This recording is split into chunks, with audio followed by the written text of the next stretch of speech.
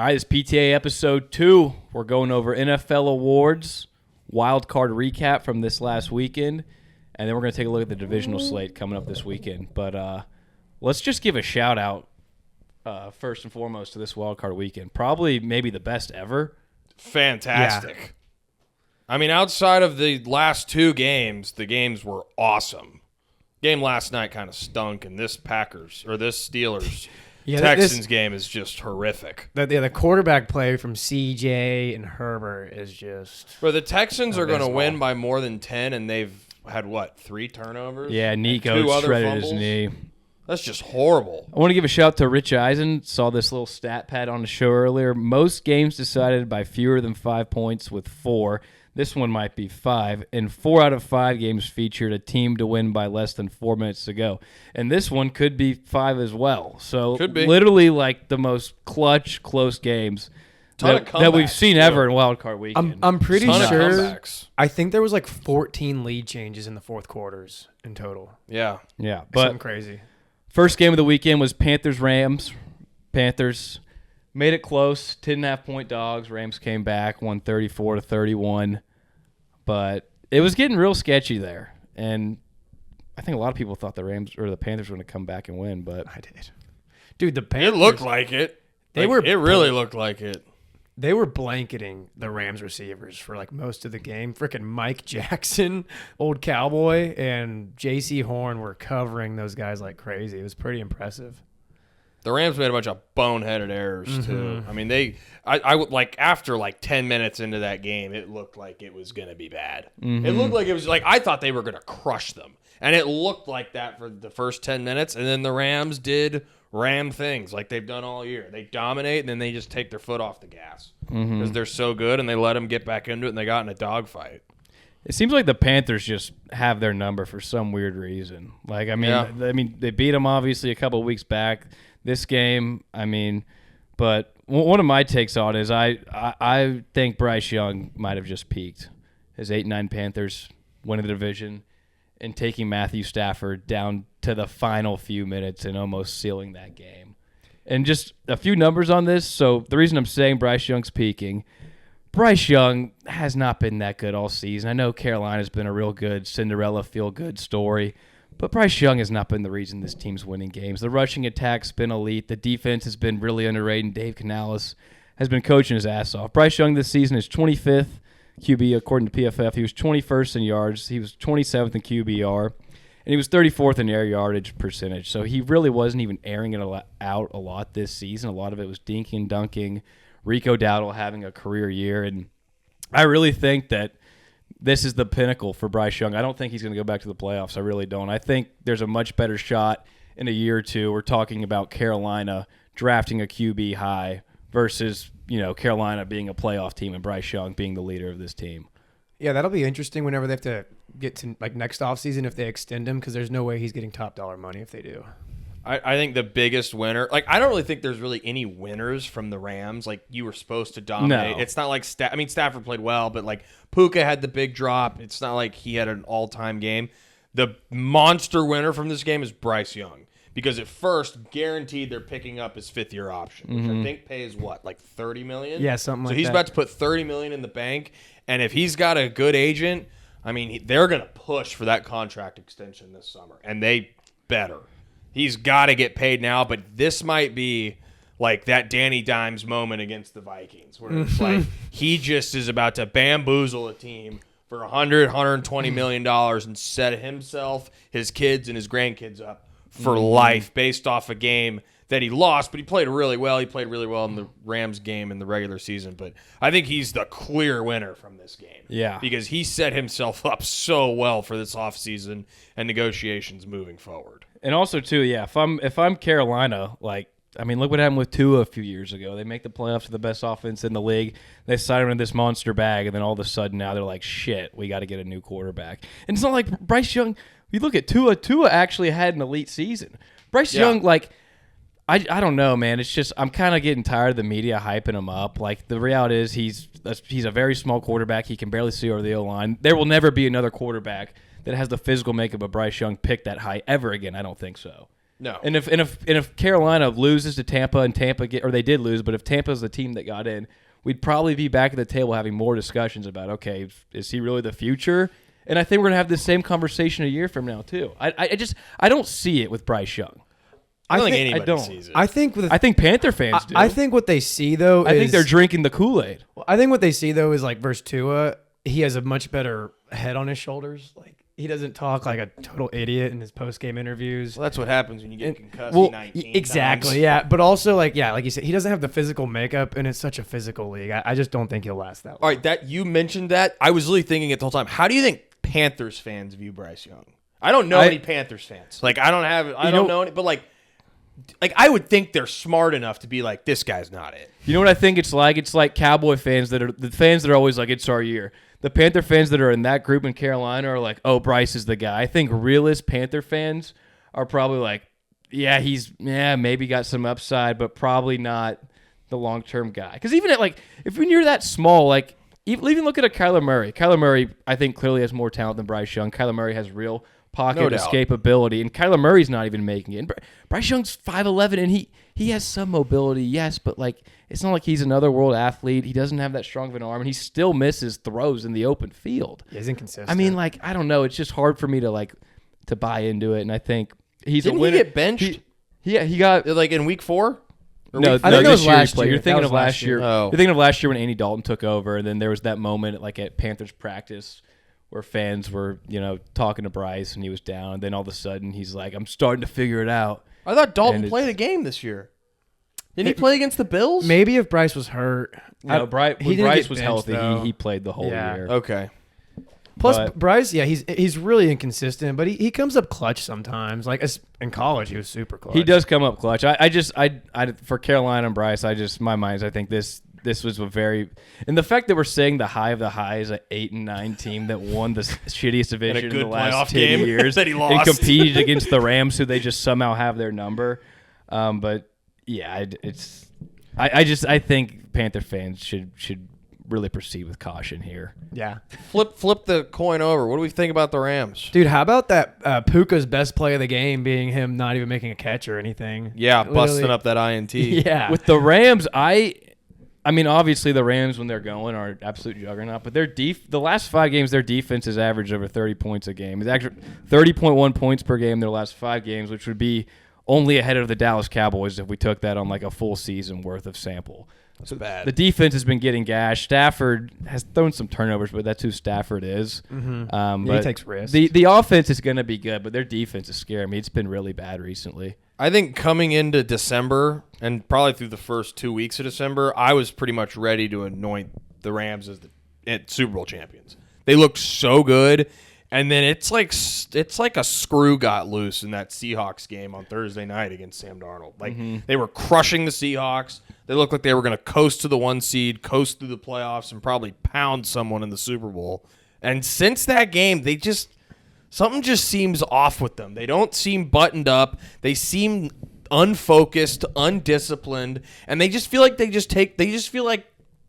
take their foot off the gas once they're crushing someone. Like they know they're better than them, and then they're just like, we're just going to take the next 10 minutes off. And then they wind up in these dogfights against teams they should be crushing by 30. Like they just don't seem like a serious team to me.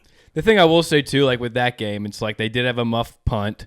Puka also dropped like a 50-yard touchdown. Like I don't think the game was really as close as it should have been. They should have still won by like 10, 14 points. But yeah, I think that, like you said, there's definitely like reason for concern considering Atlanta beat them a few weeks back too. They don't look like the same team. And it's really the defense. The defense not going to hold up. Anybody can go beat you on any given day.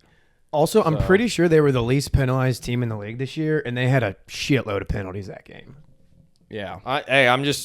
They're going to Chicago. Crappy weather. As 4.5-point favorites. And speaking of that, that's a rough spot. Speaking of Chicago, let's talk about the Packers and Bears. Let's do it. I mean, first of all, what a game. What a hate watch for Cowboy fans. What a game. But, I mean, have you been seeing what they're saying about LaFleur? There's a lot of, like, Packers Reddit and Twitter and stuff. Like, LaFleur needs to go. That's moronic. That's absolutely idiotic. moronic. That's idiotic.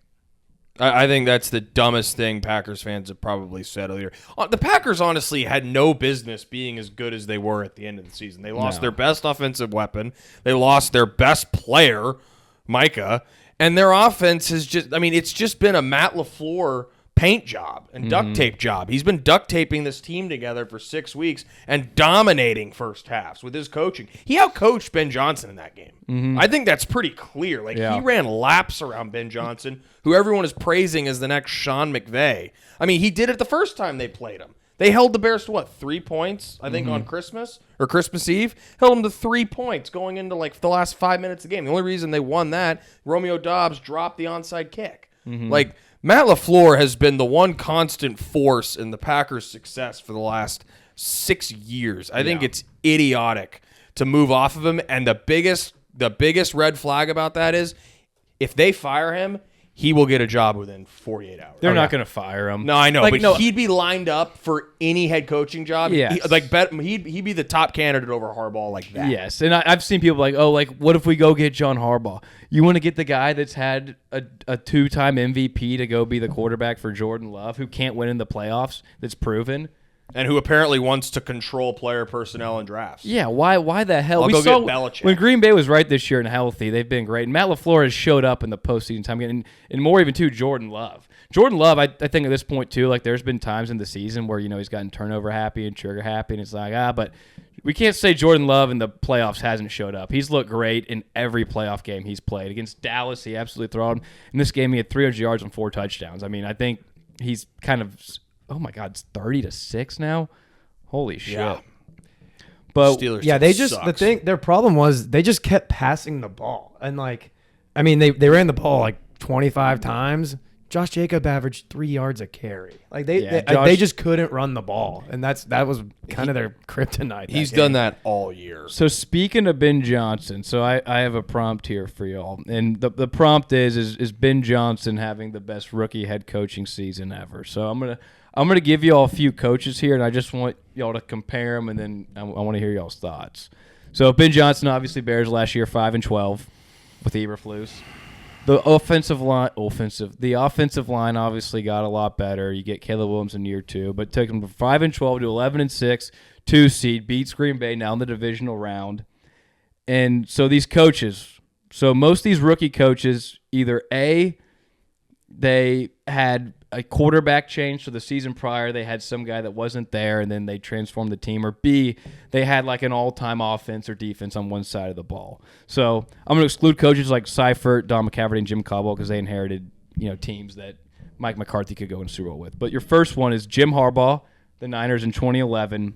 The team went from 6-10 to 13-3. Appeared in an NFC Championship game. They had Alex Smith, and they had 5 defensive Pro Bowls led by Patrick Willis and NaVorro Bowman. Does Ben Johnson have a better season than him? Jeez. No, but the ink's not dry. If they beat the Rams this weekend, that becomes razor thin. But they haven't yet, and they're underdogs, and I think they should be underdogs. But what Harbaugh did with that, he turned that defense into the top defense in the league. He revolutionized Alex Smith's career. I was going to say, Alex Smith was nothing before Harbaugh, really. No. So I think as of now, you got to take Harbaugh's season. He also went 13-3. I'm sure they were, the 1 seed? I think, yeah. The Bears are the 2 seed, so, it's not that big a difference. But you won 13 games in 16 out of 16. They won 12 out of 17. I'm taking Harbaugh. Yeah, just by the numbers. Okay. And then the second one is brother John in 2008, the Ravens. Went from 5-11 the year prior to 11-5. Appeared in the AFC Championship game. Had a rookie, Joe Flacco. And then obviously the defense with Ray Lewis, Ed Reed, Haloti Ngata, an all-time defense. Well, you almost you just said with the other guys, he almost inherited an all-time defense. And, rookie Joe Flacco, that's impressive to do that. They went to the AFC ship, but they won 1 less game. But also they played 1 less game. I would take Ben's over it I just think because I would too. That Ravens roster was loaded. That was clearly the best defense in the league, and that defense led them on that run. I know John Harbaugh's a defensive guy, but that defense was otherworldly. Yeah. And also Ben Johnson's doing crazy things with this offense, but like I said last week, half their offense is rookies that he drafted. Yeah. And one of them's Kyle Monungai, who I think went in the 7th round. Like, he's been insanely impressive on the offensive end. My big thing, too, when I was looking at this is just like all these other guys, like there was a serious personnel change or adjustment. Ben Johnson, outside of the few linemen they grabbed, pretty much, and I know Caleb one pick, all the talent in the world, but how he transformed essentially the same roster, I think, is insane. I don't know. I wouldn't say it was the same roster. I mean, they redid the entire O-line, drafted Burton, Loveland, and Monungai. Their defense also got a lot worse, though. Their defense did get worse, but like they loaded up the offensive side of the ball. I mean, Loveland's arguably their best skill position player who they drafted. I think he is. Burton's been awesome. Monungai's been an awesome number 2. They got Tooney, and they redid what? I think they brought back, one lineman from last year starting, maybe 2. Like, they kind of redid the whole offense. Darnell Wright went from being an iffy prospect, and then he made an all-pro team this year. I think Joe Thuney was the best player that they got. They did, but the core was pretty much still in place, and like you still got to manage those guys even if you get them. Like we've seen teams go add linemen, free agency draft, and it still doesn't work out. And also, so, I mean, I know he's had, but like, and he's also dealt with the defense being 23rd scoring, where last year the Bears defense was top 10, and they've won because of the offense solely. Well, they're the number 1 team in takeaways too. I know, but that's a huge. But they're a bottom. They're still a bottom 9 scoring defense. Like it's not like it's a good defense by any means. No, but when you're the number 1 team in takeaways, I mean that's like the biggest indicator of wins in the NFL is the takeaway margin, like your turnover margin. Like, and I think they were the number 1 team in turnover margin. Now that's a lot of coaching, but that goes to Dennis Allen and the defensive scheme he put in place to be an opportunistic defense. So I mean, and that's also a lot of luck. I mean, you don't be the number 1 turnover defense with, like you said, a bottom 9 scoring defense without a ton of luck. Mm-hmm. So a lot of things have fallen his way this year too. And you got to think too about, remember when we were in Chicago like week 5 for the Cowboy game? Week 3. Mm-hmm. And the Bears fans are literally sitting there talking about, we might got to get rid of Caleb Williams. Like, this guy is not it. And then at the end of the year, they're like, Caleb Williams is that guy. Ben Johnson completely turned this guy around. Like, he literally just gave them a franchise, the franchise QB they thought they were getting last year. Yeah. He turned them into that. Exactly. Yeah, Bears fans were 1 loss away from the Cowboys of just like being like, tear it down. They were 0-2. And remember we did the panic meter? Yeah. We were walking around asking guys, what's the panic meter on the season? You're 0-2. They had just gotten a 50 spot by Detroit. Yeah. Remember Detroit beat them like 51-20. Vibes were low. I mean, they were ready to call it quits, fire Ben Johnson, and get Caleb out of there if it had kept going the way it had. How it turned around. We were there for the rebound. We were there for the rebound. We were the rebound. PTA was You're welcome. PTA and the Cowboys were the rebound. All right, then 2 more for you also. Sean Payton, Saints in 06, 3-13 to 10-6 NFC Championship appearance, but obviously they didn't have Drew Brees in 05. So 06, they get rookie Sean Payton and Drew Brees from the Chargers. Sean Payton was instrumental though in bringing Brees. Yes. That's so impressive. I wouldn't want wins. to dock him. And then the last one, which I think is a sleeper one that I kind of forgot about, was Rex Ryan and the Jags in 09. They were 9-7 the year prior, but they were 9-7 his first year, but they made the AFC Championship. And Mark Sanchez that year had 12 picks to 20 touchdowns. And they had 2 Pro Bowlers on the entire roster. For Rex Ryan to make that AFC Championship, I just thought that was nuts. That's like the Panthers making the AFC or the NFC Championship. I just thought that was crazy. I got another one for you. Dan Quinn last year. Yeah, they had the number 2 pick in the draft. And they went 12-5. Dan wasn't a rookie. He had a coaching job before. Oh, it's like only if it was their first job? Their first rookie head coach. I thought it was like their first year with the team. No, just strictly a rookie head coach. What about McVay? What did he do? McVay, I had him on here, but they went 11-5 and he lost in the wild card round. Okay, yeah. So it was a good season. They didn't make a deep run, and like when I was comparing these, I was looking at teams that made a real run. D'Amico got to the divisional round. Yeah, his first year with Stroud. Yeah. All right. Well, the next game that was Jags versus the Bills. That was a fun game. Great game. I really wish that was the AFC Championship game because I think those are probably the two next. The Texans' defense is insane, but I think those were the 2 most exciting teams to watch. Maybe just because Josh Allen. Anything else about the Bills is kind of meh to me, but Josh Allen, he's the best player in all the playoffs right now. And then the Jags, I mean, they were the most exciting team down the stretch of the season. That was a must-win for Josh Allen. Yeah. The Bills. They had to win that game. Now, if they go into Denver and lose, he's still going to get heat. But if he lost round 1, and Jacksonville was awesome. I don't think he should have gotten heat if Jacksonville. I think Jacksonville's the best team in the AFC since what? Like October? They're arguably the best team in the football the last 7 weeks they of were the on season. an 8-game win streak. They were awesome. But he had to win that game. And realistically, he needs to win at least another game. He really probably needs to get to the Super Bowl because Mahomes and Lamar and Burrow are out. But that was a big win. And the other guy it was a huge win for, Sean McDermott. He just saved his job. He saved his job. If they lose that game, he's out of a job. 100%. He had not won a single road playoff game yet. Yeah. Nope. Yep. I really think they would have been looking and fired him.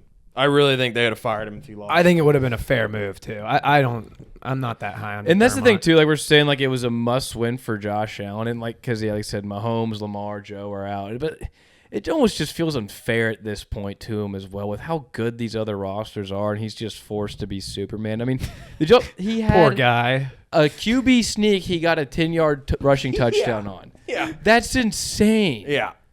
That's literally insane. And then, so Josh Allen's playoff stats in 14 games played, he's got over 4,300 yards and 35 touchdowns. Just fun That's stat here crazy. for y'all. Jeez. Josh Allen playoff stats per game, 310 total yards, 2.5 touchdowns, the highest yardage and touchdowns per game of any quarterback in playoff history. Jesus. Pretty fantastic. And he's now 7-6. He has a winning record in the playoffs now. But like, it makes you wonder, like, if Josh Allen was in the NFC or if he had some dogs around him, like what he could do and like what high of highs he could reach. And it sucks because at the end of the day, like, I mean, I don't even know if he ever will get a Super Bowl. I like to think he would, but like, we look at guys that like, don't get a Super Bowl but have the MVPs and the stats, and I think right now, dude, he's the most talented quarterback I've ever seen. This peak version of him, I think I might even be more talented than Mahomes. Okay. Also, Just pure talent, eye test, I'd what take he Mahomes. what he does, I would take Mahomes. and what he's doing with dog shit around him. What you said though about how it's 100% unfair to him about all the It's pressure so that's on. unfair. He was a 6 seed going to Jacksonville. Like Yes. he was a road team in the wild card round. Like he shouldn't have had pressure on him. I saw someone say, I think it was Nick Wright. He goes, the Buffalo Bills are going to have the most pressure of any 6 seed ever in NFL history. Mm-hmm. What 6 seed has the pressure that they had? None. Like to be in that position, but to have the weight of the world on your shoulders, like you're right, it is unfair, and it's unfair. And everyone loves to blame McDermott, and they need to be pointing the finger at the front office. Yeah, Brandon Beane needs to get Brandon the finger. Beane, that roster is yeah. not good. so that's what I was gonna ask is, so let's say the Bills end up losing next round. Do y'all think this is better for Josh Allen, like, or worse in the long run? Because now he's gonna have to keep the same coach and the same GM who have just been almost failing him over. I and don't over even know again. if they'll keep these guys if they lose next round. Like I don't think they should. I think it's time for a shake. they probably shouldn't, but Buffalo likes to keep guys in house and give them a long leash. Well, what's the alternative? I think they're just getting a long leash because they drafted Josh Allen and he was 100%. such a project. But I mean, 100%. at this point, you need to get him a better coach, like a better team around him. And Also, too, like we talk like MVP, like Josh Allen's not going to MVP, but I mean, if we want to talk like just like who's the most valuable player for a team, it's Josh Allen. If you would have swapped Josh Allen and put him on the Jaguars and then Trevor Lawrence on the Bills, I think the Bills or the Jags would have won 34-10. They'd have crushed. Like, and the fact that Josh Allen, they were still a -1 favorite going into that game. The fact that you could be outmatched on defense, your offensive line, skill position players, and your head coach, and all you have is a quarterback, and you're still the favorite on the road, is insane. Yeah, It's insane. it's nuts. Would It's Patrick nuts. Mahomes, would he be a favorite if he was dropped in on that situation? yeah, You think he would? his playoff Dude, success speaks. Dude, the yeah. Chiefs were 6-point favorites against the Chargers at 6 and 7. Or yeah, when they were 6 I and know, 7, they were but he 6-point favorites at the Chargers. Like, all right, What he's doing with this team, man. if the Bills lose, I've got the blueprint. I know what they do. What's the blueprint? Fire McDermott, fire Brandon Beane. Please. Put someone else in there. Brian Flores, head coach, and you bring in the other Dolphins head coach as your offense coordinator, and then you trade for A.J. Brown. I would love that. Third round be pick nice. for Brown. You bring in Flores as your head coach to command the defense. Mike McDaniel as your OC. I like that you got a linebacker at That quarterback would be and receiver. nasty. Mike McDaniel would be a cherry on top, but I like even Brian Flores more because like you don't really need an OC like that for Josh. Josh Allen is who he is. Joe Brady hasn't done shit for them this year. Yeah. Or Joe Brady's been fine. It's not even Joe Brady. It's just the personnel. It's not even the offense. The offense has been fine. They've stalled out at times, but like when your number 2 is literally Brandon fucking Cooks and your 3's Tyrell Shavers. And you're even worse. Your one's Khalil Shakir. Khalil Shakir, he's a quality player. He should be your third option on a championship team. Yeah. Like at best, you're number 2 if your number 1's Jamar Chase. He's a specialty yak guy. Like he's a quality guy. But when he's like the guy you're having to go to in crunch time, it's not fair to Josh Allen. And the sad part is like, and we all talk about Burrow and we feel so bad for Burrow, but like I don't think Josh Allen's received enough of that love of like, hey man, like you're putting the team on your shoulders. You are literally Superman, and I think it's time that it's because of that. It's because he's putting it's the LeBron thing. It's like LeBron gets criticized because he got to championships. It's the same thing with Allen. Yeah, Allen keeps getting to the NFC Championship games, so by default they're like, you keep losing. Why aren't you winning? Yeah. Whereas everyone just loves Burrow, and they're just like, the team sucks around him. They're going 6-11. Josh Allen gets no credit for dragging these crappy rosters in deep runs of the playoffs. Yeah, it sucks, but that's the reality. So what if the Bills had Bryce Young at quarterback, how many wins would they have had this year? 5. What about 6? I was gonna say maybe they'd be like 8 and 9, I think. Okay. What about if they had J.J. McCarthy? Oh, they'd 2-win team. I would say 2. Hey, I mean they had Mitch Trubisky at quarterback. He put up like 4 touchdowns in Week 18. He did. They look good. All right, then other NFC game, Niners Eagles. I mean this. When you talk about like just coaching mismatch, I mean, God. I mean, Shanahan, he deserves and coach of the Saleh year. just ran laps around that. The Niners, they're guys with the 60% taken up of their cap, all their studs that have gone out, didn't even play in this game. And I mean, what they did, they had no business beating this Philly team. No, they really not didn't. at all. Like the personnel, the roster, head to toe, Kittle going out with his Achilles. The fact that Brock still made some magic and Shanahan dialed it up is insane. Jawan Jennings now has the same amount of passing touchdowns in the postseason as Justin Herbert too. That's amazing. What do you if you're Does he really? Yep, they both That's have 2. so sad. And Justin Herbert's played Wait, he has 2? Yeah, What was the other he one? threw one in the Super Bowl a couple years That's ago. right. And it was to McCaffrey as That's well. right. Yep. if you're Philadelphia, there's one argument that's like, okay, Jalen Hurts has never had a coordinator in back-to-back seasons in his whole NFL college high school career. There's also the other argument, of that, and then him just not being able to read the pocket. Now, what do you do with Jalen Hurts? What do you do with this team? I think they What need do you? a If you're coach. Howie Roseman, what are you doing to fix this? I think they need to fire Sirianni. He seems like he can't even control his players. I don't think he AJ is, though. Brown screaming at him on the sideline, like that is in a playoff game. Imagine you just screaming at your boss in front of the whole world. Like that is just insane. Are you talking about Brown or Sirianni? I mean, Sirianni's got to control his players. I mean, you never saw Brown do that on the That's Titans. kind of his thing, though. Like Sirianni's just kind of plays that like douchebag role where he just goes, Yeah, well- I think the answer for that's crystal clear. You break the bank for Mike McDaniel. Well, I mean, we've seen the Eagles with awesome offensive coordinator. Shane Steichen, Super Bowl. Kellen Moore, Super Bowl. Same personnel. Mm-hmm. You bring in Mike McDaniel to run this offense. Kevin Patula's been horrible all year. Yeah. And that falls on Sirianni. He's his guy, Yeah. and he refused to make a change. All year, we saw the signs all season long. They can't score. They can't score. They can't even run. A.J. Brown's not getting the ball. Oh, my God, he's getting the ball, but we're losing. You saw the signs all year long, and he did nothing. That completely falls on Sirianni. At the same time, Sirianni gets a lot of shit for a guy that's won at the rate he's won. I can't remember any coach that has. I mean, he's got in the last got a crazy 4 years, roster. 2 Super Bowl. He's got in the playoffs all 4 years, won 11 games or more all 4 years, 2 Super Bowl appearances, 1 win. I mean, it's been a pretty fantastic run. Like, he gets a lot of shit. He just needs a good offensive coordinator. I think you bring in Mike McDaniel, you get Brown out of the building. I think the Eagles are right back to being a monster contender. It's just tough though too, because like the offensive line wasn't good this year, and that was a big reason why. Like I think if Petula had the offensive line from last year, it would have looked a lot better, obviously. But then the thing is as well is like even if you go bring in a Mike McDaniel, if the offensive line's old, they're beat up, they're not playing well, and if that offensive line's not playing well, and you can't establish a run game, Jalen Hurts has never been good when he doesn't have a run game to complement him. So, like, I think even if you got a Mike McDaniel in there, if you can't run the ball at a high rate, then I don't even know if it's going to work. Jalen Hurts, and Tom Brady was saying it, Jalen Hurts is not a quarterback that can just stand in the pocket and pick you apart. Jalen Hurts should have had 15 rushes in that game. But then again, it all falls to the offensive line as well, because the offensive line, wasn't opening holes for Saquon this year. They weren't moving the defensive lines back.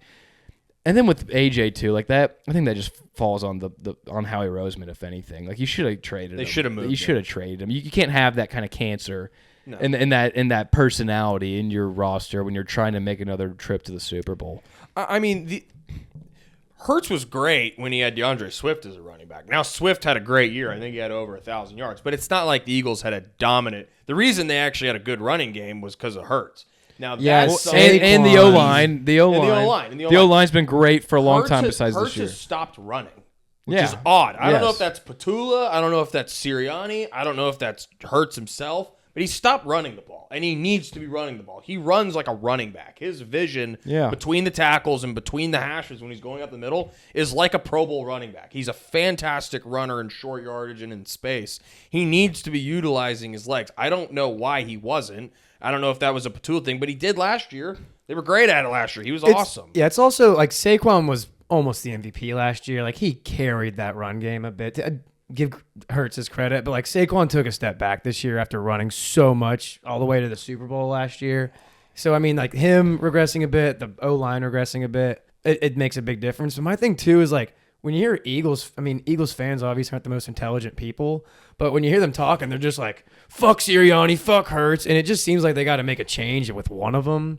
And so I'm like, you're already stuck with Hurts, so if it was anything, it's Sirianni, but I agree with you. Like, he's had the winning record. He just seems like such a tool sometimes. Yeah, I think they both take the blame. Like, I mean, I know the O-line may not be playing well. You may hate your offensive coordinator, can't get the run game, but when you have a top 3 scoring defense and you have A.J. Brown, Devontae Smith, Dallas Goedert, and Saquon Barkley, I don't care if you can't get a running game going. You can't have 3 and out, 3 and out, 3 and out, and be matched against a roster that you are head and shoulders better than and still lose the game. And I know A.J. Brown may drop, some of these guys may drop, but like, I don't know. I don't know if Jalen Hurts, even if they do get a guy back in there, is going to make it back. Because, I mean, that Philly team that won it last year, I mean, that offensive line was elite. Kellen Moore was obviously great for him. But what do you think they get for AJ now? Like a third? Probably a third-round pick. I mean, they didn't lose any linemen. I mean, it was just injury. They lost Mekhi. Lane Johnson was hurt a lot of the year. But it was injuries. Like, those guys are going to be back. Well, Lane and Dickerson played really bad this year. He had a down But I mean, year. like the same core. Juergens played bad. They're going to all be back. I'm just saying, as a Cowboy fan, I'm going to be pretty terrified if they get Mike McDaniel. With that defense, with Mike McDaniel calling the shots on offense, like they're going to be awesome again. If that happens, I think that's the recipe. They still won a shitload of games this year. I don't think there needs to be this giant like blow up of the team or conversation that they might be having. Like I think it's a simple fix: get a good offense coordinator. We've seen it twice, and then there was gap years in between with a bad OC. And then as soon as they got another good OC, they were right back to just dominating. They should, but then it's like, what's the point of Sirianni? Like, if Sirianni can't, tide the ship when he doesn't have an A+ OC, what the hell is his role in this team? Exactly. I mean, a good locker room guy. Some of the players like him, but like when you're an offensive coach and you can't have a competent offense unless you have a Kellen Moore, a Shane Steichen, or a Mike McDaniel, then I don't want you as my head coach. And, like, I'm sorry, he's won the Super Bowl, but, like, they have the most talented – they still have the most talented team in the league. And they just lost to a 49er team that's missing literally everyone on defense. They had no business. I mean, Cleveland Farrell is their leader in sacks with 4 this year. What? They didn't even generate any pressure against Philly. Jalen Hurts in the offense is just so dysfunctional. Nick Bosa still finished top 3 in sacks on that. Yeah, and he hasn't played in months. And he played it like last week 3. That is insane. And they lost Michael Williams, their top 10 or number 11 pick. Yeah, I don't know. It's just weird. Now this is the second we saw it a couple years back, and this is the second time it's happened. So it's just, I don't know. It's all weird. Okay, so what do you do though? You fire Sirianni and hire. I think you take. I think like you said. Yeah. Maybe get McDaniel if you can, like a 1-year deal, because you know he's going to get a head coach job next year, and then you know if it doesn't work out or something, or if McDaniel outshines Sirianni, maybe you have him replace him. I don't. But the problem with that is if you go bring in Mike McDaniel, and let's say their offense is back, and let's say they don't win the Super Bowl, they make a good run, right, and the team looks back. Mike McDaniel is going to go to a head coaching job, and then you're going to go bring in another Sirianni guy or some random guy, and then you're going to come back to base one to where the offense dysfunctions again. But what if you just promote McDaniel? Well, I don't think they would do that if they have no successful season. I think Sirianni's got to be the odd man out. Like, I'm sorry you won the Super Bowl. We've seen coaches win a Super Bowl, and then a few years later you get removed. It's the reality of the NFL. It's like you have all this talent, and all the credit goes to Howie Roseman. Howie Roseman is the reason that this team is what it is. It's not fucking Nick Sirianni. Yeah, you know what? Last year or like 2 years ago, they got like a finance or a giant loan from a company, literally just so they could pay all their players and like cover the salary cap luxury tax. Did you know that? That's not. Anyways, beyond the Eagles, the NFL doesn't have a luxury tax. I know I don't know all the financial There's no shit. way to do that unless you're like circumventing the cap somehow. They're like, doing against something. the rules. But it's not like the NBA or the MLB where you can like actually circumvent the cap with other money and just pay over the tax. Let me look it up. Yeah, because I don't want to just be give spreading. a shout out to Bob Sala, like you had mentioned. Bosa third in the team in sacks. We see Eric Kendrick, former Cowboy last year, leading the middle of the defense. Cleveland Farrell as your leading edge rusher. What he's done with this ragtag group is just remarkable, and I think he should be up for another head coaching job. I think we need to give a hell of a lot more love to the Niners and stop talking about Philly. Yeah, I mean, what they've done is this. I mean, this has got to be Kyle Shanahan's like. This is his best. This is like job. His mecca. Like this is the. I think this is the best year he's ever had. Yeah, coaching, and they're probably going to lose. Yeah, in the next round. They should. And they should. They honestly shouldn't even be in the playoffs. No, they should get stomped on. They're throwing to DeMarcus Robinson and Jake Tongs. This is literally just Christian McCaffrey doing everything. Mm-hmm. Kyle Shanahan dialing it up, and Brock Purdy just out there playing like Brett Favre, slinging the ball around the fucking yard. Like what Shanahan has done is remarkable. I think he should be coach of the year. I know he's not going to win it. But what he's been given to what he's accomplished, I think, speaks volumes. And Bob Sala, just a stud. And he should get another head coaching job. The biggest indicator of that is look at the Jets since he's left. Exactly. And it sucks, too, for Niner fans because if this team was healthy, I mean, I wouldn't want to see them. And I think they'd be right there with Seattle and the Rams if they were healthy. 100%. But they've been a fun story. And I mean, good for them for just getting here. But Purdy's so awesome, man. I like watching him play a lot. The Sunday night game, Patriots-Chargers. Justin Herbert. You could... It's the story of the week. Go home a and lot of motorboat people on Madison Chargers Beer, Reddit. So I was on Chargers Reddit for a minute last night, and it kind of seems like Chargers fans are divided to where like half of Chargers fans are kind of like they're getting a little tired of Herbert. Like he's kind of, come up short and short again. He's 0-3 in the playoffs. He hasn't looked very good, but then the other half is kind of like giving him grace. Like, hey, the offensive line got absolutely demolished because they lost Slater and Joe Alt. I mean, that'll do it. Yeah, that'll do it. But I mean, just for the O-line, I feel like the media like has Herbert like not in like the Mahomes, Allen Burrow tier, but like they have him as like the 5th or 6th guy. They've got him, and pretty he should close. not. When do we put him in like the golf range? When do we do that? Now. That's where he is. Is that it? That's where he is. Would you rather have him or Goff? I'd rather have him. But it's like, but I feel like the eye test only gets you so far, and we're now 4 years removed from Justin Herbert having an elite, even regular season. That I think is the he's not even putting up numbers. I think that's the biggest thing. Every other quarterback, like Lamar, Goff, Dak, like sometimes you see the playoff success, and they're way up here, and we call them elite when they do that. Other times, like Dak, finished second in MVP voting 2 years ago. Had an all-time regular season. Goffs had these all-time regular seasons. What has Herbert done? Dude, he had other than nothing. look good and chuck the ball. Honestly, what has he done? He has like the same stats this year as Bryce Young. Bro, his stats are not good in the regular season. They haven't been good since his second year in the league. Yeah. And he's statistically one of the worst playoff quarterbacks in recent memory. Like, he's horrific in the playoffs. What was it? At some point, we have to stop making excuses for this guy that the media wants to say is just as talented as Patrick Mahomes and Josh Allen. People have been trying to put him on the talent tier of the top guys in the league. I would bet a lot of people would say he's more talented than Joe Burrow.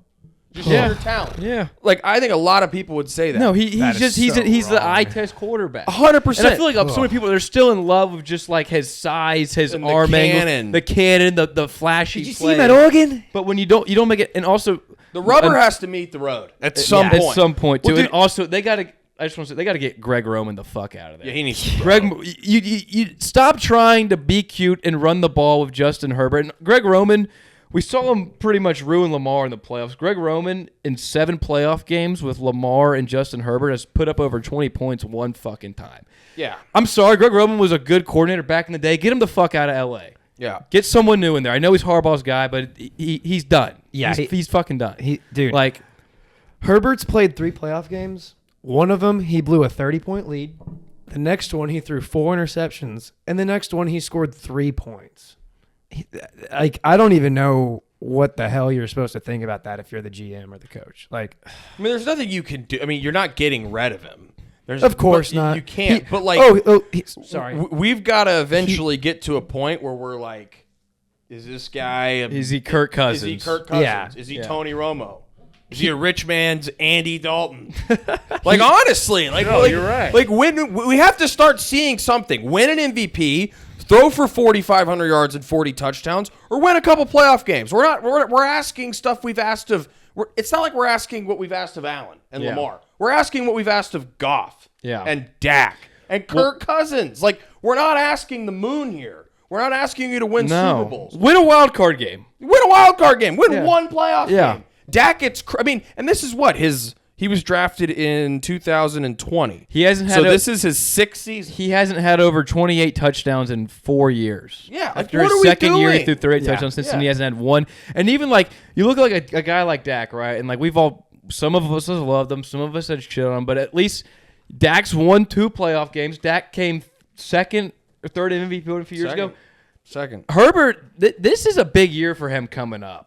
And if he doesn't either A, put up some real numbers again, or B, go win one playoff game, if we're not there, it's like, hey man, we're moving you out of this. Dude, we're moving you out of this list. He has 2 I don't think we can touchdowns. call you elite like that anymore. He has 2 touchdowns, 7 picks, and a fumble in the playoffs. Yeah, I mean, Horrible. It's been bad. That is bad. And I mean, Dude, I saw a stat Look at that too. Brandon Whedon. So in their 3 playoff losses, guess how many turnovers the Chargers have forced on the other team?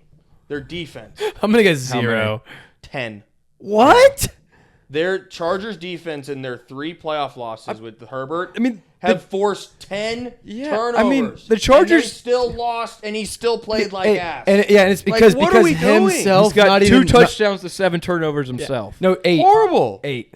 Yeah. Yeah. I mean, and it's not like the Chargers, they contained the Patriots the whole fucking game. The Patriots didn't even play The well. Patriots did not play well. It's No. just him and the offense couldn't do nothing. But all right, Sorry, real quick. Like, are we? I mean, I feel like everyone should be ready to say Herbert is a hell of a lot closer to the Baker Mayfield, Trevor Lawrence group than he is Lamar, Allen, Mahomes. Yes. I put Trevor above him.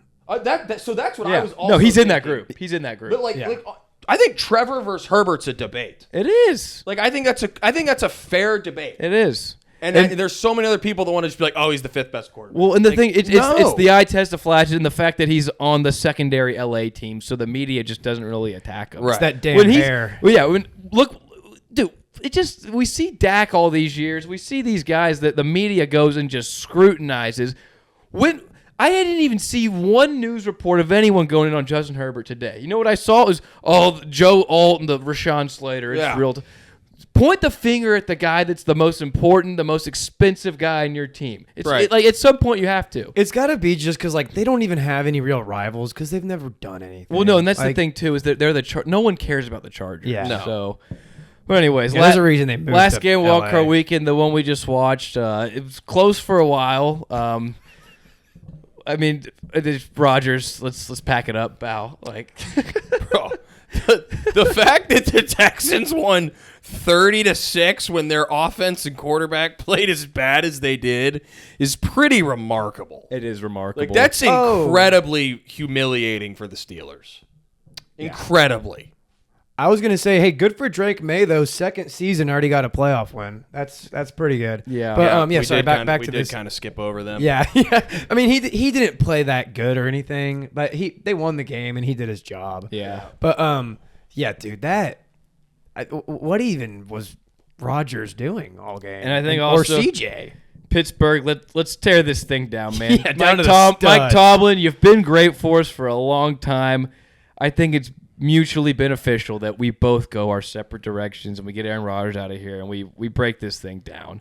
We've been dicking around in purgatory for since Big Ben's been gone with these mid QBs and God, even above when he was- average defense. I was gonna say even when he's a let's statue tear at it the end, down. yeah. Let's tear it down and start again. If I'm a Steelers fan, I'm so done with this show. I mean, I don't know how you're not if you're a Steelers fan. You have to be. They were chanting "Fire Tomlin" last year. Yeah, I mean, And also, they trade for DK and give away Pickens, and then Pickens is like five times better than DK oh this my year. Pay him $150 million. Oh my! Moronic. They could get out of that because he punched that fan. So, True. Fire for cause. but yeah, I mean that Texans defense is I don't know the right word.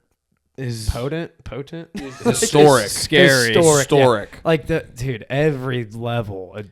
I mean, CJ Stroud played like shit, and they put up 30 because of the defense. Well, the defense scored 2 touchdowns. Scored half it's the points. I mean, it's Like remarkable. their D line is stacked. Their defensive backs are stacked, and then they have 2 really solid linebackers. It's Every level of the defense has like arguably the best player at their position. Stingley, I guess not at middle linebacker, No, dude, but it's close. no, Like, and then Kamari Lassiter is a monster too, Yeah. and then Jalen Petre is insane. Petry's a stud, and then you got Anderson and Hunter on the D line. Yeah. I mean it's just Hunter might be the unreal. most underrated player in the whole league. The fact that he didn't make an All-Pro team is criminal. Mm-hmm. all right. Are we good on the wild card recap? Yeah. Think so. Oh, one quick thing: if the Steelers do move off, they should trade Mike Tomlin to the Eagles. Spicy. Go get a pick, get Would like you- a second-round pick for it. Yeah. And the Eagles, Sirianni, adios. Mike McDaniel, Mike the Tomlin. Mikes. Would you? Kaboom. They'd be favorites. Would you Oh, trade God, TJ they think those Watt? 2 guys. I would tear. I I would would tear trade everything TJ down. Watt. I think I would He's too. 30. I would tear everything. He's injury prone as fuck. Yeah, I would tear it all down. All right, halftime break. All right, back from break. We got our NFL award prediction time. We're going all the way, starting from MVP, going through all these major awards. I got the first one, and it's MVP. And right now, I mean, this is really a 2-man race between Drake May and Matthew Stafford. And my vote would be going to Matthew Stafford. The guy's got over 4,700 yards this year, 46 touchdowns, 8 interceptions. Drake May, on the other hand, 4,400 yards, 31 touchdowns, 8 picks. I know Drake May had the better record at 14-3 versus Stafford being 12-5, but Drake May played against 2 playoff teams all year, went 1-2. And fun fact for you, so 6 out of the 7 previous QBs to have 4,500 plus yards and 45 touchdowns, all won MVP, and the only one who didn't was Drew Brees in 2011 because Aaron Rodgers also had the same exact feat. And in my mind, it's just like when I look at, like, obviously at this point, the MVP is a quarterback award, and Matthew Stafford has been the best quarterback out there in the NFL, and he's had to go through a gauntlet of a schedule as well. Drake May and the Patriots had literally the easiest schedule in the league, and also, if you want to say the 2 wins are the difference on there, sure, go ahead, but in my mind, I look at stats, and I look at dominance, and I look at the best offense in the league, and the Patriots by no means had the best offense in the league. I mean, did they ever receive a crack 1,000 yards? Let's look. Did Diggs even Diggs crack might 1,000? have. I mean, Stafford produced 2 wide receiver ones. The run game was great, and also too, like, I might be biased, but I just want Stafford to get an MVP. I just think he deserves it. What he's done in the league forever. He's at 37 years old now, And the eye test doesn't lie, man. What he can do with his arm angles, his IQ, and really the gauntlet he's gone against. But, Diggs. I mean, what are y'all's thoughts? Diggs had just over 1,000. Hold on. I Emergency agree, bet alert. I Texans agree. are +3 against the Pats. I I'm like that. hammering I would that probably just right go money now. line. Oh, yeah. Yeah, no, I would say it does make a difference when you count Drake May's rushing stats because he was a great runner this year. But it doesn't change the fact that they didn't play anyone and that Stafford has like 8 or 9 more touchdowns than him. I mean, that's like 3 or 4 games right there. Like, I'm with you. I'm taking Stafford over him. Yeah, I mean, he was pushing 5,000 yards and 50 touchdowns. Yeah. I mean, like, I just like the Patriots have been like such a feel good story, and I get it, but like 31 touchdowns, 8 picks, and at this point, like the voters, when we talk about MVP, they pretty much go off stats. Like I know they go off you being a winner as well, but stats are normally the biggest indicator. If you have stats like that, your team's probably winning anyways. So How many touchdowns did Stafford have? he had 46. Yeah, so he 40, had over he had, 4,700 yards. He had statistically one of the best quarterback seasons of all time. Yeah, he had 11 more touchdowns than Drake May. Yeah. Yeah, I That's mean, that's the completely debate agree. right there, in my opinion. That settles it. yeah. And I don't know, like Vegas has it as like a pick 'em damn near, which I just think's disrespectful. But I think it was the last couple games, like that Falcons game, I think really hurt Stafford. And that Week 17 game with Drake May just dropping 5 touchdowns in like 2.5 quarters against the Jets flipped it. Because I think before that, Stafford was like minus 400. And then that Week 17 game happened, and it all kind of flipped on its head. And I think actually May switched to like minus 200. And then like I think after Week 18, because May didn't play, Stafford played well, and then the All-Pro team came out and flipped back. yeah. But Yeah, because that's one thing too is like Josh Allen or Lamar won first team All-Pro last year, and then Josh Allen won the MVP. But Yeah. I don't. They were just like so neck and neck last year, and it was almost like Josh is just due to get his MVP because he's been so good for so many years, and Lamar had his MVP fatigue, and like there's no fatigue for Stafford. And I mean, he's loved around the league. I don't know how he wouldn't get it. Yeah. yeah. All right, Offensive Player of the Year, Buzz. All right. I'm going CMC. I think CMC, and I'm going from a value standpoint on top of all the stats he accumulated this year. What McCaffrey did for this Niners offense, Kittle out most of the year, or half the year. Ayuk out the entire year. Juwan Jennings being hit or miss. Random Kendrick Bourne moments. Pearsall barely playing all year. Christian McCaffrey had 1,200 yards on the ground, 10 rushing touchdowns, and then 900 yards receiving and 7 receiving touchdowns. He led the San Francisco 49ers in rushing yards and in receiving yards as a running back. I know JSN had an awesome year, and the target share and yard percentage to comparative to his team was fantastic. At the end of the day, he had 1,790 yards and 10 touchdowns. McCaffrey had the exact same amount of touchdowns just on the ground, and he had over 2,000. I think he had over 2,100 yards in total.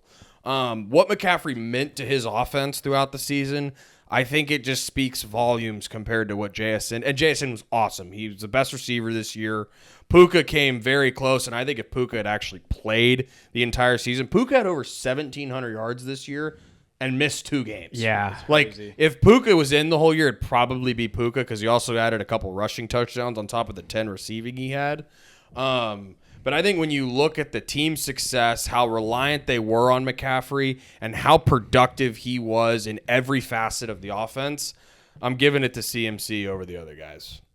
Yeah, I didn't even realize until I just looked this up. Yeah, JSN he's going to win it, which I didn't even realize the odds were like that. I know. And I feel like this kind of just comes down to like how we were talking about Josh Allen, like should win MVP this year, but he's not. It comes down to who is the most impactful player like on the best team. And Seattle had a top 3 scoring offense, and JSN 6th all-time receiving yards in a season ever this season. It was really their only like offensive threat at all vertically through the passing 100%. game. And But like I don't have a problem with CMC though, just because of like you said, like Brock Purdy went down and Mac Jones was in, and Mac Jones relied on him heavily. It all went through him. It's just the league's kind of just going to a point to where like I know Barkley won it last year, but it just seems like receivers are going to probably be winning a lot more in the future. And just because of what JSN did volume-wise on the best team in the league, he probably will win it. But I mean, I wouldn't have a problem if McCaffrey won it either.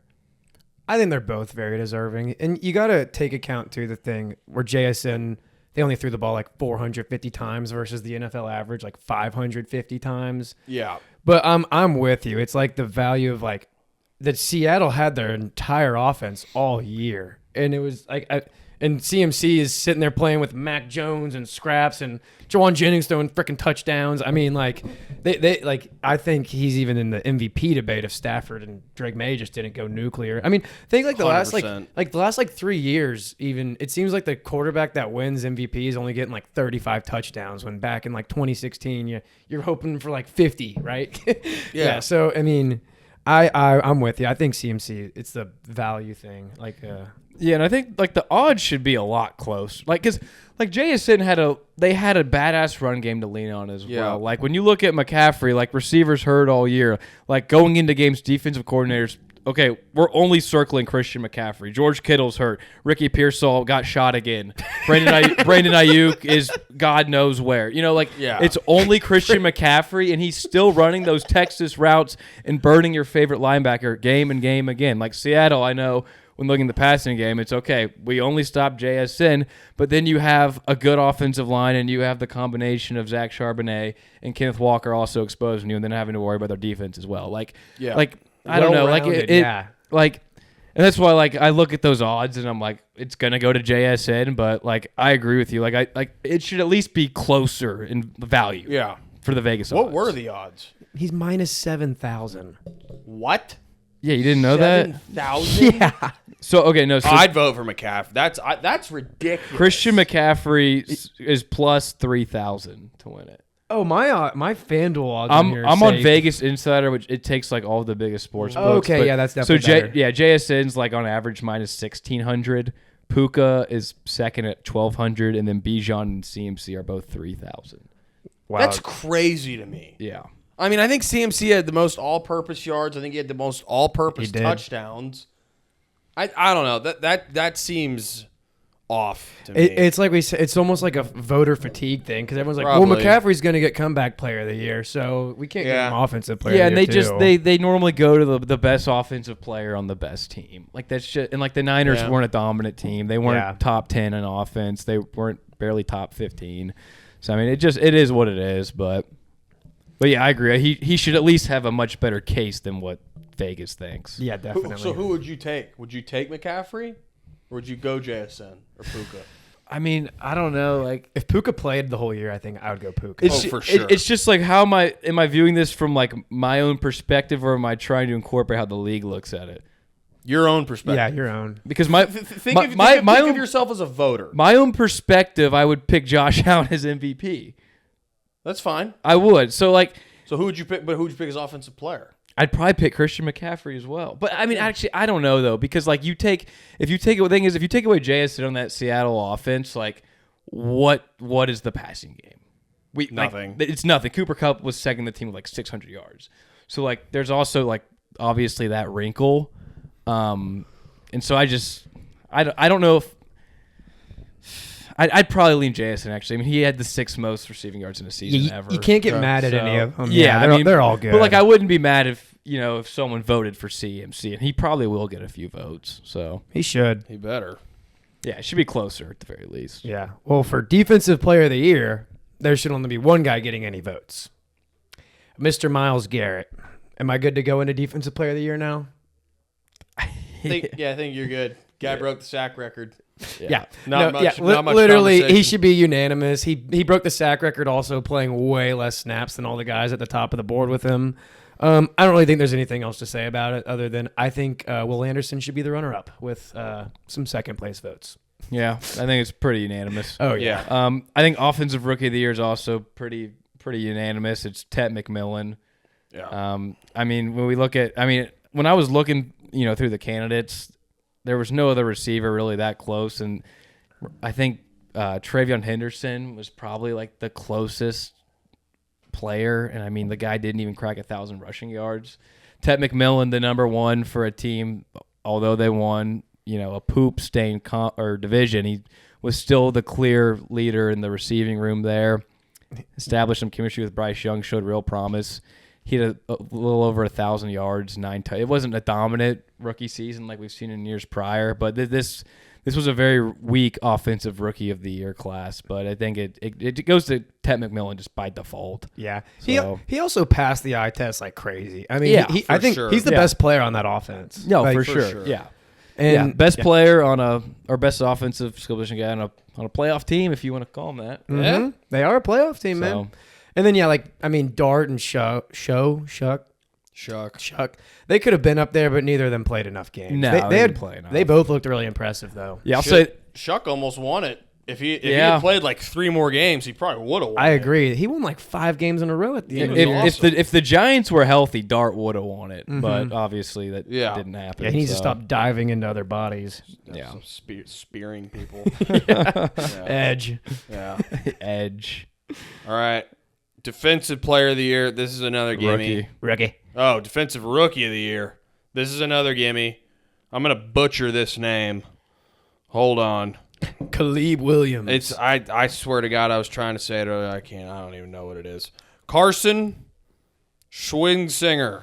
Let me try to read it. Schwingsinger. I've seen his Carson name. 20 Carson times. Schweizinger. Carson Schweizinger. Schweizinger, linebacker for the Browns. He had 156 tackles this year. Woo! Again, this was kind of a weak defensive rookie of the year race. Jalen Walker and James Pierce, both the Falcons edge rushers, were really good. I know Pierce had, I think, 10.5 sacks.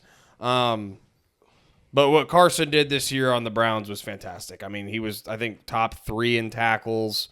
His PFF grade was through the roof. There wasn't really anybody else that competed with him on an analytical level or at just a raw statistics level outside of the 11 sacks or 10.5 sacks from James Pierce. So I think this one's pretty unanimous, pretty clear. I don't know if you guys have any other names to throw into the hat, but No, Schweizinger was really good this year. I mean, 156 tackles is really impressive for any player. And then it's also like, when was the last time a linebacker won Rookie of the Year? I feel like that never been a happened. minute. I don't know, but yeah. Did Micah win it? Or maybe probably. Van Der Esch? I'm just a Cowboy. I mean, Micah though, Wolverine. you get the edge, you get the rushing production as well. So Because he had like 12 sacks or something his Yeah. rookie year. you got the comeback player, right? Comeback player. All right. McCaffrey has pretty overwhelming odds on this one. And I So I'm going think to cut you off. Is that why he's not going to win offensive? Because they're putting him in the comeback? that's player? what I'm Is that- saying. Yeah. Is that why? I think Maybe. so. Because I mean, yeah, like he was hurt last year. I mean, he was a letdown for fantasy, and this year he has been that flipped. Like we already talked about him over and over again. He's been the leader of the 49ers. Lost their 2 best players, literally 2 potential defensive player of the year candidates just gone. Potential rookie of the year candidate gone. I mean, he carried them while Purdy was out. Elevated them more when Purdy was back. I mean, they would have missed the playoffs without McCaffrey, in my opinion. Yeah. I agree with that. Completely agree. All right, last one, Coach of the Year. Have you all looked at the Coach of the Year odds? I have not. Isn't it like Vrabel by a mile? It's Vrabel like minus 500, and Mike McDonald, who is my pick, is like plus 450. Is he second in odds? He is second in the odds. And the reason I'm picking Mike McDonald is he led Seattle to their franchise record 14 wins. And on paper, this is not only the most dominant team in the NFL, but this is the most dominant Seattle team ever. Even the Legion of Boom teams, Pete Carroll never had a team that was top 3 in scoring offense and scoring defense and that won on both sides of the ball like this Mike McDonald team. And like we want to look at too, for a Coach of the Year, we're obviously thinking about someone that has lower expectations and then that comes in and has a gauntlet of a team. Mike Vrabel and the Patriots, same over-under as the Seahawks. They were both at 8.5. Both these teams had the same exact expectations. They both went 14-3, yes, but the Patriots had the easiest schedule in the NFL, and their best wins were the Bills, Ravens, Panthers, Bengals. Seattle beat the Rams, Steelers, Jaguars, Texans, 49ers. The only team that was even close in top 3 scoring offense and top 3 scoring defense. And for my Coach of the Year, I'm getting a team that way over way overexceeded their expectations in a team that was literally dominant on both sides of the ball and the best team in the NFL. Is Seattle? I don't know how you say Seattle's not the best team in the NFL based off their resume of the regular season. I mean, do y'all not agree? I think the Rams are the best team, but I'm not going to argue. Or for regular season, like for strictly domination, resume, for resume, and 100%. And he's leading one of the best defenses we've seen in a mile. He's a defensive guy. The players love him. Everyone loves him. There's not one bad thing, and I feel like this award's turning into like a media award, and everyone's like Mike Vrabel, former Patriot linebacker. He's bringing the Patriots back. You know, they lost Brady, Belichick. They kind of were in purgatory for a few years, and now they're back. And I think it's more of a media storm versus who should actually get this award. And I think Mike McDonald deserves this award. What he did, the team was frisky last year. They went 10-7. Sure, they were an okay team. But what he's done with this defense isn't even – it's a great defense. But there's not a guy that you even look on this defense, you're like, oh, holy shit, they have T.J. Watt or they have Von Miller. They have Leonard Williams, Devon Witherspoon, a lot of really A- players. There's not an A++ player on this defense. And the fact that he's led this defense to be as dominant as it has, and then also produced he doesn't produce the offense, but has an offense that's also top 3. Like, if you would have told me that Sam Darnold would lead the Seahawks to a top 3 scoring offense and a 14 wins, I don't even care to look at the rest of the film. I'm saying Mike McDonald's the coach of the year. And it's also like, if you want to say he's the defensive coach, he hired the offensive coach. He built that staff. Yes. So, yeah, like that's on him. Yeah, I agree. He brought in Kubiak. Yeah. I would just say, I think it's such a really good year for coach of the year. Like, you got Vrabel, McDonald, Ben Johnson, Liam Cohen, all had great like rookie years. Sean Payton. And then this has Sean to be like Payton, the best. And then like I want to say Shanahan should be it, but I agree with you. Like, if you're top 3 in both things. This is his first year as the coach or last year? Second. I mean, that's insane. And, yeah, that's crazy. This has got to be one of the best coach of the year pools we've ever had. It's got to be. I mean, the fact that Kyle Shanahan might not even finish top 5 with this. I mean, I think if just taking everything aside, I'd probably pick Shanahan just because of what he's dealt with and like where he's gotten this team through all the injuries. But I'm not going to argue with Mike McDonald. He's done a fantastic job. That defense has been flying around all year. And like you said, he's got Sam Darnold at quarterback. He doesn't have Drake May. He doesn't have Mahomes. He doesn't have Josh Allen. He's got a guy that's been tossed around the league by 4 or 5 different teams and thrown away. Mm-hmm. And he didn't even play that well this year, honestly. No, he had 26 touchdowns and 14 picks. Darnold's stats weren't even that good, and the offense was still fantastic. So I got no problem with Mike McDonald. I got no problem with Vrabel. I got no problem with Ben Johnson. I got no problem with Shanahan. I got no problem with Liam Cohen. Or Sean Payton. Like, all 6 have just been fantastic. Who would y'all pick, though? I think I would want to go Shanahan just because all the adversity he faced this year and overcame. But, I mean, you could flip a coin. I wouldn't be hurt by any pick. Let me say this. Vrabel or McDonald. Those are the only 2 that, like, which one you picking? There's only 2 that actually can win it. I think I would go McDonald because it's kind of the same argument with Stafford versus May, the strength of schedule thing. Like, I think if the Patriots had that same schedule as the Seahawks, I don't think they're winning as many games. No, they're not. I do think it's crazy, though. I'll let you answer really quick before I say this. I think it's Vrabel because I think you brought up how they each had 8.5 wins projected coming into the year. I think the only reason the Patriots had a line at 8.5 was because of Mike Vrabel. I think if they had hired Liam Cohen, well, and because of the schedule. Yeah, because that's taken into account. Like, no, I know, but like play the Jets I'm just saying, like, no, I'm not, and I'm not hating on Liam Cohen. I'm just saying Liam Cohen wasn't a big name. I think if Liam Cohen went to the Patriots, it'd have been a 6.5 line. Like, I think bringing Vrabel in, the quality of coach he is, I think raised that floor immediately. And you saw people immediately talking about it from as soon as they hired him, like, great hire, Patriots are going to be awesome next year. They weren't saying that because they thought Drake May was going to be awesome. Nobody knew if Drake May was going to be awesome. In fact, a lot of people thought he was going to suck. So, like, as soon as that hire was made, everyone was like, oh, here come the Patriots. You know, like, and Mike McDonald's his second year, and Mike McDonald's more deserving, he's just as deserving as anybody. I think I'd probably lean Vrabel, though. They both were 14-3. And what he did with a really crappy team coming in from last season. I mean, the Patriots picked, 4th in the draft? Mm-hmm. The Seahawks still won, 9 games last year? And they won 9 games or 8 games the year before they had McDonald too. So I think what Vrabel took the Patriots from where they were last season to where they are now, I think it'd give me the nod for Vrabel. I think it's crazy too how like we have this amazing group of coaches that we're talking about for Coach of the Year, and then on the flip side we have 8 coaches also fired this year. Like it's like it's hot or cold. This year just seemed like it was so much more about coaching than the actual players on the field. Yeah, this was the weirdest year, and I mean coaching. I mean we saw in these playoffs. I mean the fucking Eagles-Niners game. Like, I mean the coaching stood out very much so. Oh yeah, and like also we might get another one with Tomlin being gone. That'd be 9. I mean Tomlin just lost his 7th playoff game in a row. I think he's gone. And I mean him and Harbaugh, that's 2 major changes. It's just kind of it's a really interesting year for coaching. No Mahomes, no Lamar. Yeah. It's been a strange year. Mm-hmm. Yeah. All right, we good on the awards? Yeah. Yep. All right, last topic of discussion here. We're going to go over the divisional games coming up this weekend. First matchup, we got Niners-Seahawks. Seahawks are favored by 7.5. Are the Niners going to be able to keep this Cinderella run going against a very elite team? Or are they going to crumble and are the big dogs going to take over? This game's all about Darnold. Because like if he doesn't play well, it's going to be a low-scoring game.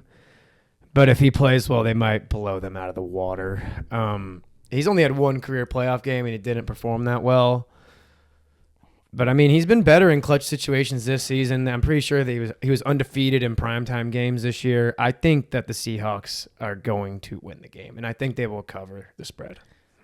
I agree with you. I think the only way San Fran wins is if Darnold loses them the game. And Yeah. San Fran is going to have to absolutely muck this game up like they did the Philly game.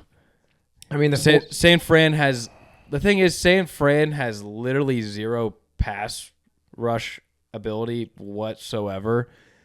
And, I mean, we saw them play, a few weeks back, and their defense absolutely dominated Brock Purdy. I think the only way San Fran wins this game is if Sam Darnold hands them the game, because Mike McDonald, again, like I just mentioned about him, I don't think he's going to completely shit his pants and have a bad coaching job like Nick Sirianni and staff did against this team. They're going against a much more competent coaching staff with Seattle Seahawks. And they just saw that happen. So, like that's already on the mind. They can't let that happen. You got to go full throttle all the way through.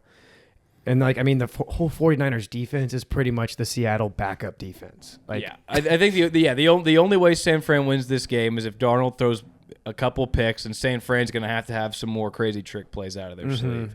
They don't have the guns for this. Yeah, I mean,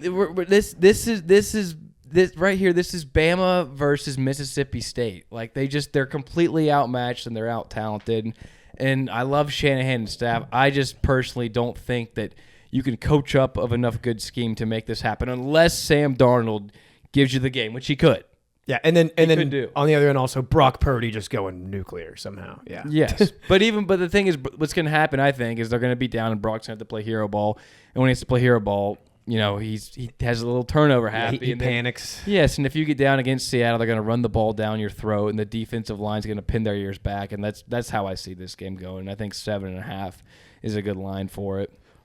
Also, sorry, Luke, but like it's like every game this playoffs, the defenses are just going so damn fast and hitting so much harder than they were in the regular season. I'm excited to watch the Seattle defense. I think it's going to look like the Texans tonight. I mean, Buzz, what are your thoughts on this one? I think he's in disagreement. I agree, but I don't want to take Sam Darnold as a 7.5 point favorite. I'm sorry. We've seen this guy a lot. I think I'd probably lean that way still just because of how beat up the Niners are. This is a divisional game. It's going to be played outside in January in Seattle. Both these teams are very comfortable playing outdoors in crappy weather. I think this game gets mucked up, and I actually think that really helps the Niners.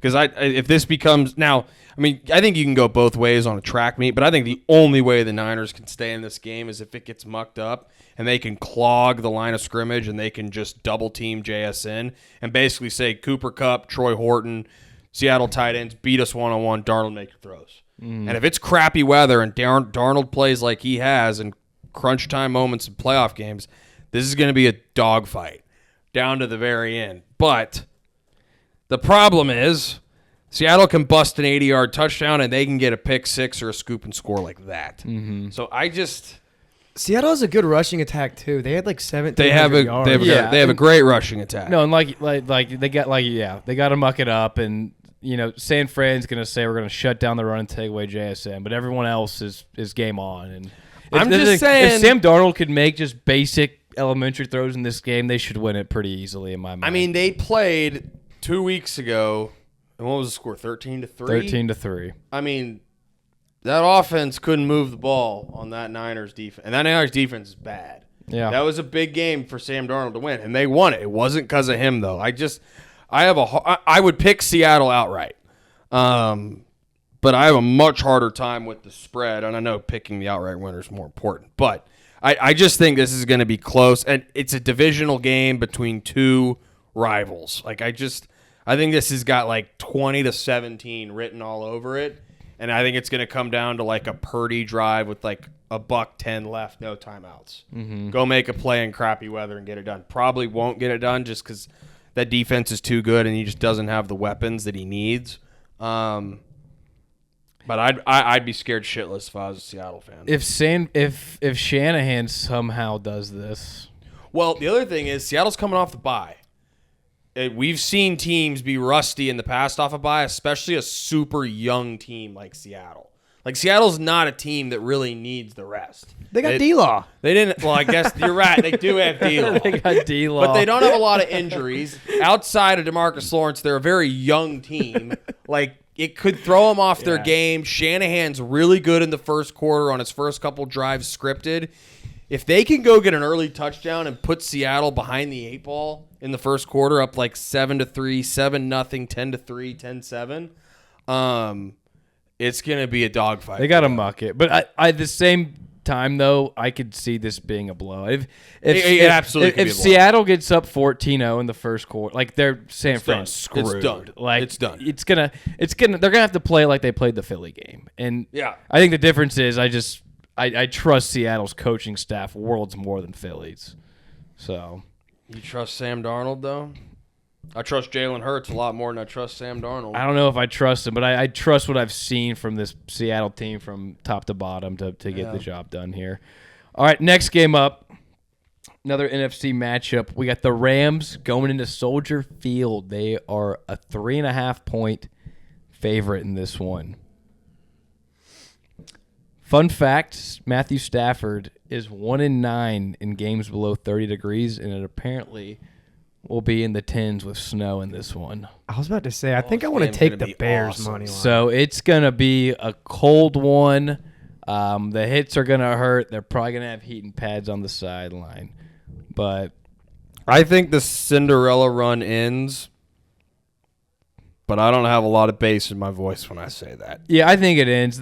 I think the reality is when we have seen Stafford struggle in the cold, like I just said, but the Bears, if you're going to beat Matthew Stafford, you either one have to beat him in a complete shootout, which is possible because the Rams defense has averaged over 30 points per game in their last 5 games, and if you don't do that, then you got to somehow put pressure on them. But the problem is the Bears have the 6th lowest pressure rate in the NFL.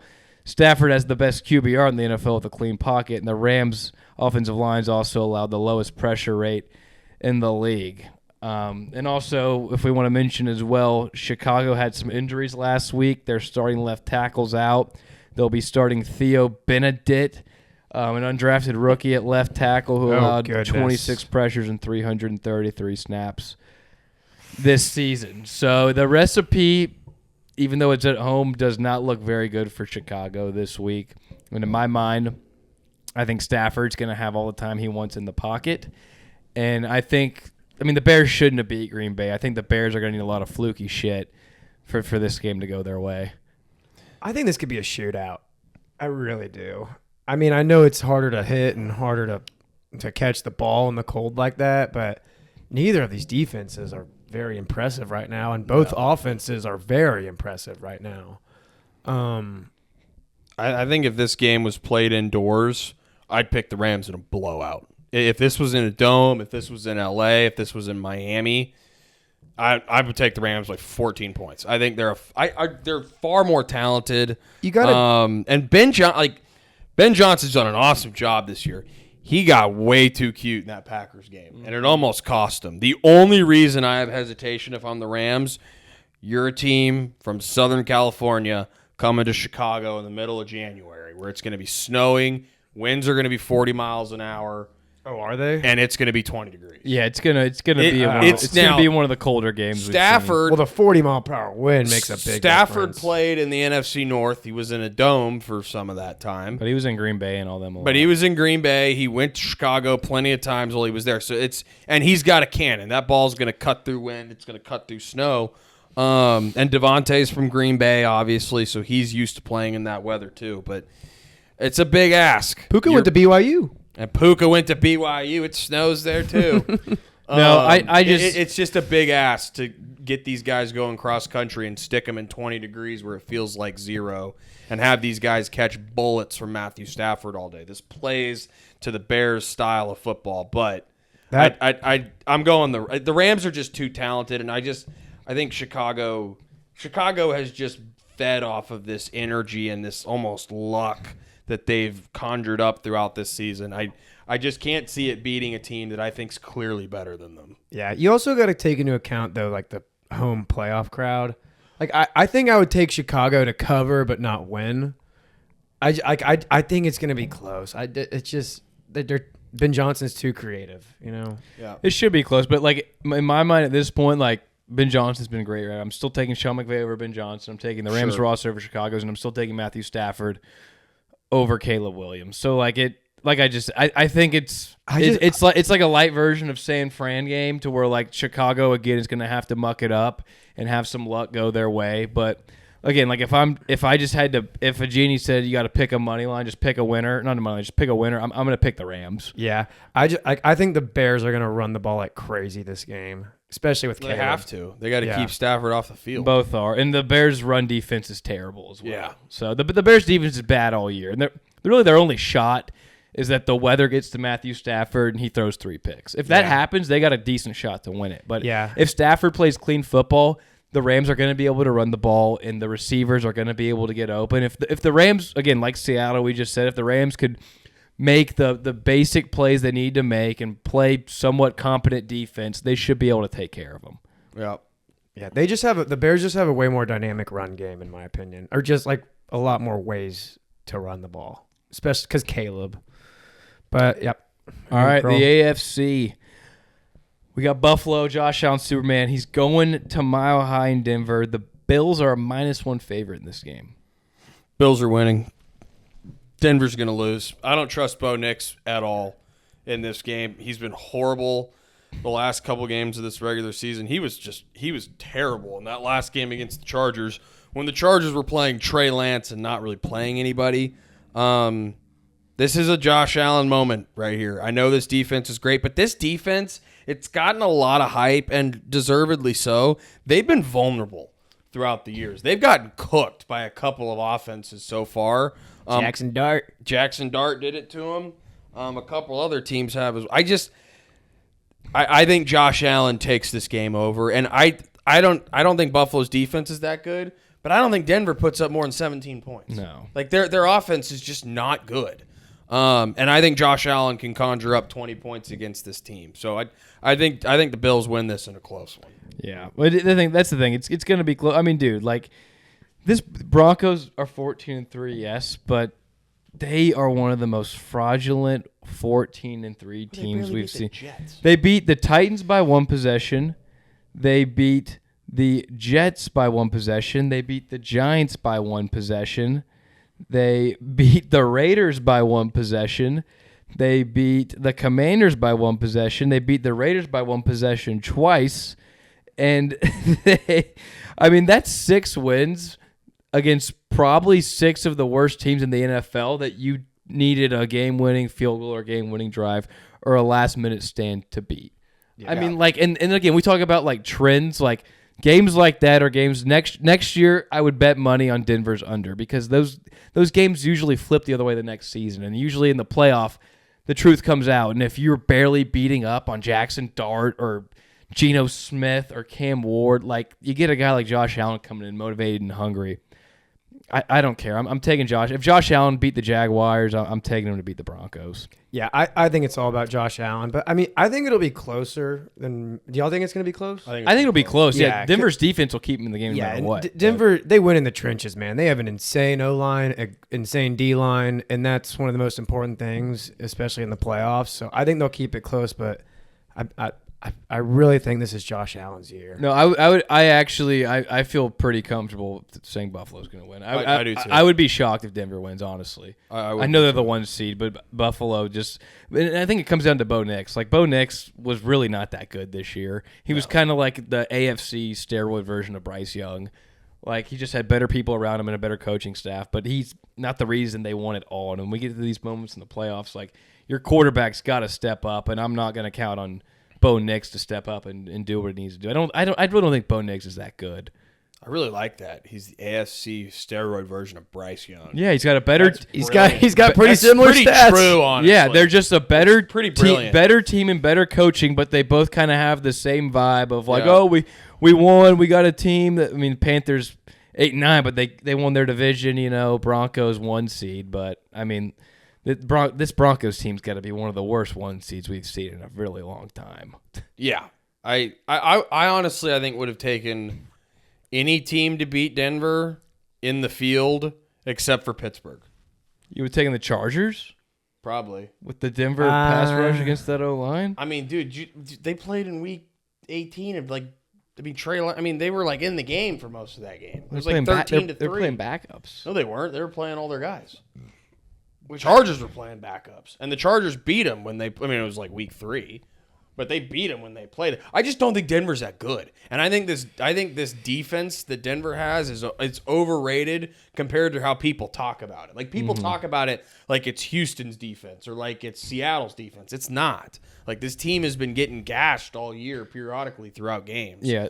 I just don't think they're that good. They're not battle tested. Like Josh. No. If we talk battle test, Josh Allen may be the most battle-tested quarter, like, you know, right now might be the most battle-tested again. Like, Bo Nix is not battle-tested. This defense isn't even battle-tested. Sean Payton, sure. But they don't have any – who do they have on their team that's won a big game? Do they have anyone? Ufunga, Dre Greenlaw. That's it. Does they have anyone on offense? I mean, I don't think so. I mean, no, Evan Ingram has. So, I mean, like – and we're going to get down to these moments, and I'm betting on Josh Allen all day long in this one. Well, and, you know, Sean Payton doesn't have the best track record in the postseason either. He's lost plenty of games where he's been a favorite. Also, random note, but since you brought up Herbert again, why has no one made a J.J. McCarthy 9 Justin Herbert edit yet? He was completely good. They kind of look alike. Right? No, like you seen the one of Jalen Hurts? No. Have you seen that? No. Bro, hang on. All right, last game we're going to go over. We got the Texans-Pats. Texans-Pats. You said Texans are +3? Texans are +3. That's what was just showed after the game, that New England opened as a 3-point favorite. I mean, just based off this game just ended, but based off initial reaction, I'm taking Houston. I'm dropping the farm on Houston.